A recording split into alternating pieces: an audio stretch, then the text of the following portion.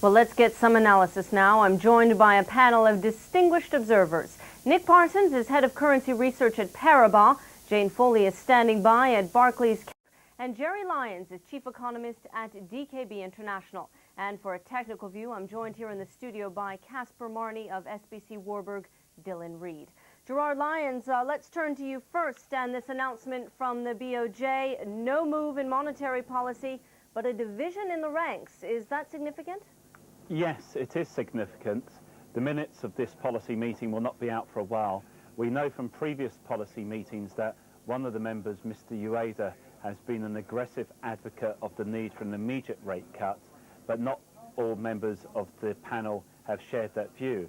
Also, you have to remember there is a groundswell of opinion that seems to be growing in Japan that there's a need for a rate hike. So it's possible there could be a three-way split, but I would assume that the bulk of the discussion was on whether rates needed to fall or whether rates needed to remain unchanged. And given the weakness of the yen, I would assume that that was a key factor leaving the decision to stay on hold. Of course, the Bank of Japan could always push money market rates down, but it seems that today's decision is also to leave the overnight rate at similar levels to the official discount rate of 0.5%. Nick Parsons, the yen bleeds and yet the BOJ does nothing. What do you make of it? Well, I think the weakness of the yen is part of the solution and not part of the problem. Japan clearly needs to have some sort of stimulus, and if that stimulus comes from the export sector, then notwithstanding the problems it's going to create for US trade policy, Japan is going to need that boost. After all, an annualized 5.3% decline in the economy is a really parlous set of figures. And I think it's fairly clear that from what Treasury Secretary Rubin was saying yesterday afternoon, I'm pretty sure that the G7 finance ministers were privy to those figures yesterday when they decided not to intervene. After all, intervention to defend that key level that we spoke about earlier in the week, the 142.05 area, if that had been successful in the very short term, only to be totally undermined by the very next set of economic data, would have left the central bankers looking tactically rather foolish. And I think that certainly helps explain the lack of intervention. So now we just have to focus on the next upside targets, and we'll be looking at 146.20.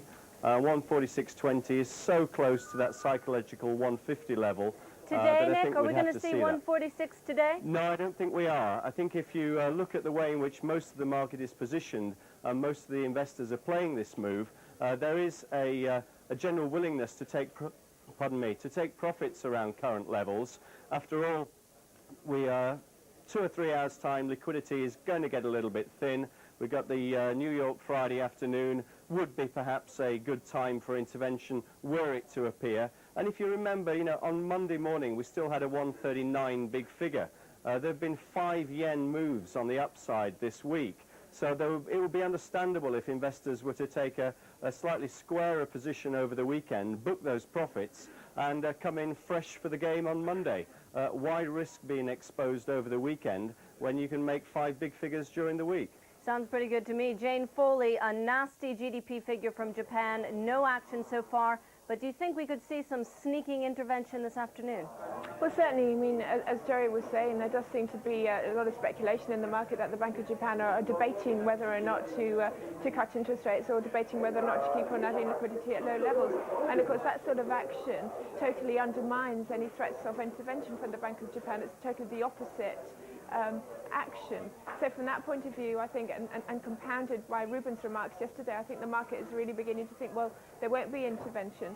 It would be, I would feel more comfortable if there was a period of consolidation around these present levels, that there could be some profit taking, because after all, we have seen the market come a long way. But certainly, I think it's just a matter of time before we reach 150 now. Gerard Lyons, are we going to see intervention soon or not? What are they waiting for? Well, the Americans are not going to intervene. Yesterday, Bob Rubin basically put his hands up and said, Japan, it's your problem, nothing to do with us in the States. Afterwards, he tried to undo some of the damage, but it's quite clear that America's leaving up to Japan. The BOJ has indicated that it's not too worried. The Ministry of Finance, who have ultimate control over exchange rate policy in Japan, are more concerned. But we know from the reserve figures that last month the BOJ did very little. So if there is to be intervention, it has to be led by the BOJ.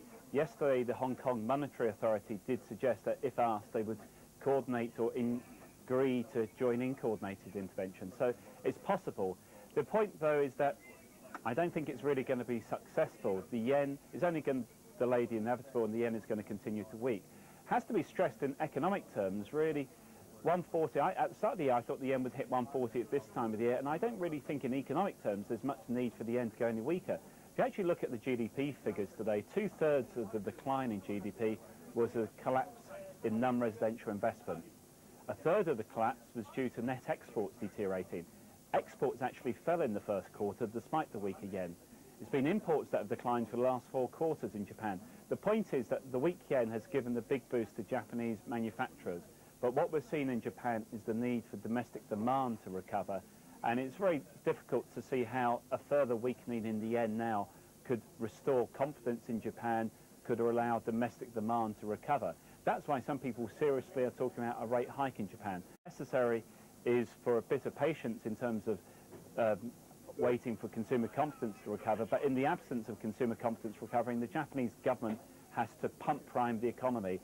Maybe today's GDP figures will be the sort of shock that the Japanese government needs to shake it out of its very complacent attitude at the moment. Nick Parsons, let me just put that to Nick, Jerry. Is Japan actually going to start doing something about the situation? I think ultimately Japan will be forced to do something about it. I think what we've seen here is really a game of brinkmanship from Treasury Secretary Rubin. He's effectively saying that Japan is on its own unless and until it fully liberalizes, deregulates and opens up its internal markets to external competition. And really this is, I think, the US taking Japan to the very, very brink.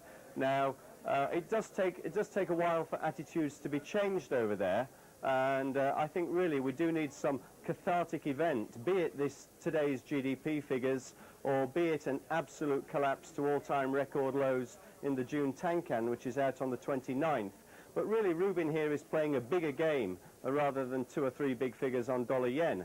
What he's trying to get in return for the US agreement to have a concerted and coordinated support package for the yen is really some major concessions on liberalization, on economic freedom, transparency, openness and competition.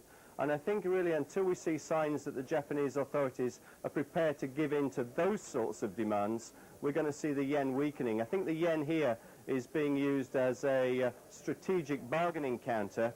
I think Secretary Rubin knows full well the impact through Asia of a weaker yen and what it's threatening potentially to do to stock markets and asset values in the region.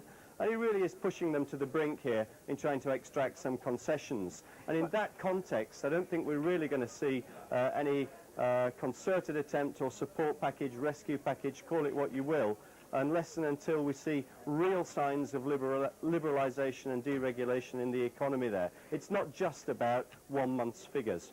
Jane Foley, it really does feel like brinksmanship, as Nick Parsons is saying. This is a very dangerous game, isn't it? Aren't we all going to lose here? Well, not necessarily. I mean, I agree with Nick insofar as I do think the onus is on the Japanese government. But having said that, it's not an easy ball game for the Japanese government to play insofar as they do have long-term concerns over the budget deficit. And having said that as well, they're also a very weak government right now. Basically, these problems are going to take probably many years to clear up. There were comments indicating from the Ministry of Finance indicating that it was going to take around about 2 years for Japanese financial institutions to clear bad loans. And I think that's going to be a key factor in restoring market confidence to the yen. So basically, this is a very complicated procedure in stimulating reform. And I think whilst this continues, I think the market is really going to be very nervous about the yen, and that's why I think it will fall further. Well, as the yen, dollar yen sits